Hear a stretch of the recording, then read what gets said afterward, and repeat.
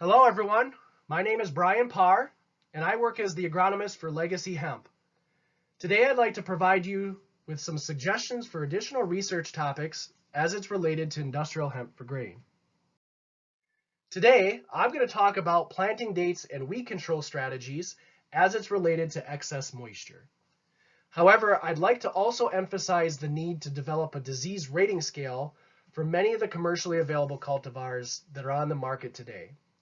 This disease rating scale will help farmers ensure that they are purchasing the most appropriate seed for their region and growing conditions and environment.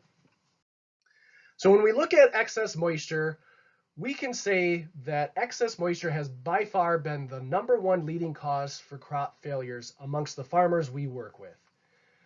Most of our farmers are situated throughout the upper Midwest, ranging from Indiana all the way up through North Dakota. Between all of them, we have noticed that excess moisture between the time of planting and emergence seems to have the most detrimental impact on this crop, especially as it's related to weed pressure. Now, this field was a 10-acre field in northwestern Wisconsin. The majority of this field was planted on June 17th. However, the farmer was unable to finish planting this field because it began to rain before he could finish planting, and the farmer had to go park the planter in the shed. By morning, the farmer had realized that he had received nearly 2.5 inches of rain overnight, and obviously had to wait until the field dried out to go finish the lower 1/3 of this field. Farmer came back out 6 days later with the soil finisher and tilled up a swath here along the fence line, and then also the lower 1/3 of this field that we can't see in the photo here. What you can see though is this stark difference between the planting dates and how heavy and how little weed pressure between the two planting dates there are. The farmer allowed us to take these pictures, and in fact we had a field day to illustrate exactly what was going on between planting dates as it related to moisture between planting and emergence. Another example of excess moisture was here on a farm in central Wisconsin. This was a 30-acre field that was initially planted on June 5th, and obviously we see a tremendous amount of ragweed. We see foxtail and barnyard grass, and then we do see a few hemp plants kind of scattered in between. Obviously, this is not ideal, so we suggested this farmer till up this ground and replant at a later date. The farmer did just that, and 3 weeks later, he replanted that 30-acre field to hemp again, and this was the result. All 30 acres looked exactly like we see in the right-hand photo here. Staying on the topic of excess moisture, we can also see late season problems due to diseases such as Sclerotinia sclerotiorum and Fusarium graminearum. Sometimes when we see excess moisture and heavy weed pressure, we start to notice disease pressure grow to epidemic proportions, like what we see here in this field. You can see that the majority of this field, roughly 90% of the grain heads, are infected with some type of disease due to the excess moisture and heavy weed pressure that we see in this field. So this isn't all doom and gloom with this crop. In fact, most of our farmers that we work with have had success stories, and in particular, I'm happy to say we've had very high success rates with no-tilling. This being a no-tilled field into previously corn in Wisconsin. This was in 2018.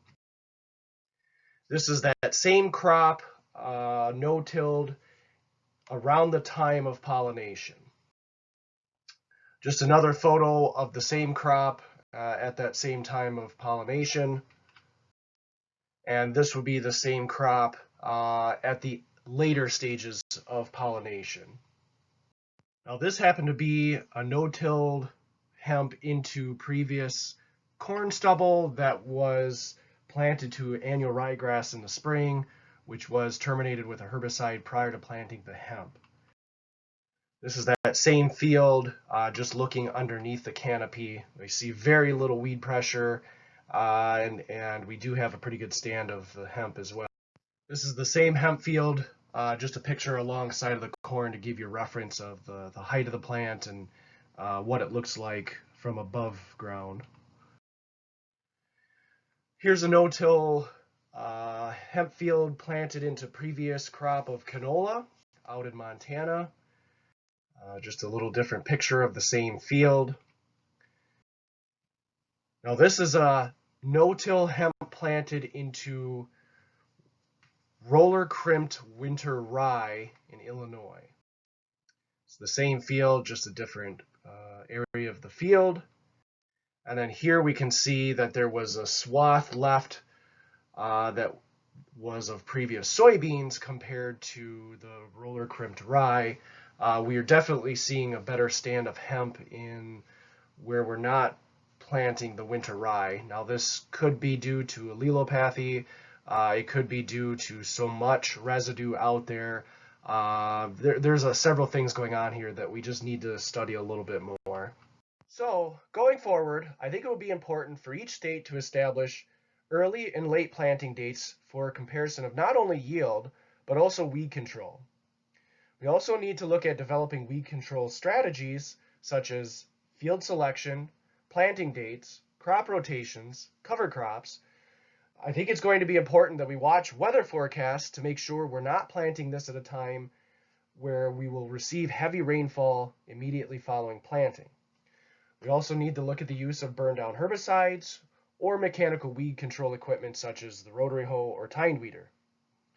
In addition, I think it will be important to develop weed presence thresholds to help farmers decide whether their weed control is adequate to allow that crop to go to maturity and ultimately harvest, or if it would be more appropriate to terminate that crop and replant it. We need to look at developing disease rating scales for many of the commercially available cultivars to help farmers better select the most appropriate seed for their region and growing conditions.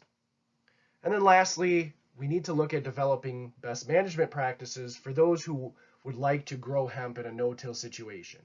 We need to understand which crops are best to precede hemp, and then also which crops are best to follow hemp. So with that, that's all I have for you today. I'd be happy to answer any questions you may have at the end of the session. Thank you very much for your time.